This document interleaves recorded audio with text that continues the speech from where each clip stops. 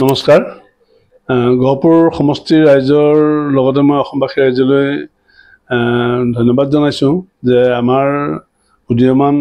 যুৱক আৰু সাংবাদিকতাৰ লগত পূৰ্বৰ পৰা জড়িত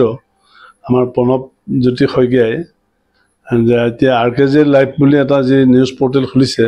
এই নিউজ পৰ্টেলটোৱে আমাৰ গহপুৰৰ বিভিন্ন অঞ্চলৰ ৰাজহুৱা সমস্যাৰ লগতে আমাৰ এই গোটেই অঞ্চলটোৰ যিখিনি কাম, যিখিনি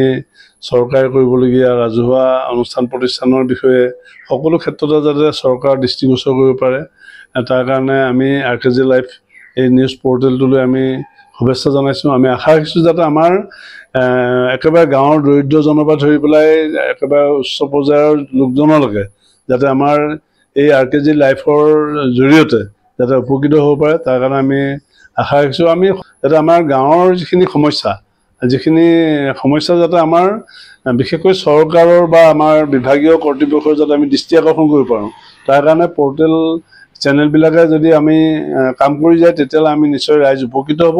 আৰু আমি RKJ লাইভৰ পৰা এইটোৱে আশা কৰিম, যিহেতুকে প্ৰণৱ শইকীয়াই ইতিমধ্যেই অন্যান্য চেনেলত তেওঁ কাম কৰি পেলাই এটা যথেষ্ট অভিজ্ঞতা তেওঁ মানে অৰ্জন কৰা আছে, আৰু সেইটোৱে আশা কৰিম যাতে আমাৰ গহপুৰ সমষ্টিৰ লগতে অসমবাসী ৰাইজৰ তেওঁ এটা মৰম বা আদৰ বুটলিবলৈ সক্ষম হ'ব। আৰু মই বিশেষকৈ গহপুৰ সমষ্টিৰ পৰা কৈছোঁ, যিহেতুকে মই গহপুৰ সমষ্টিৰ আমাৰ সকলো ৰাইজৰ যিখিনি সমস্যা আছে, সেই সমস্যাখিনি যাতে বিভাগীয় কৰ্তৃপক্ষ বা জনপ্ৰতিনিধি সকলোৰে আগত যাতে তেওঁ উপস্থাপন কৰিব পাৰে এই পৰ্টেলটোৰ জৰিয়তে, তাৰ কাৰণে মই শুভেচ্ছা জ্ঞাপন কৰিছোঁ।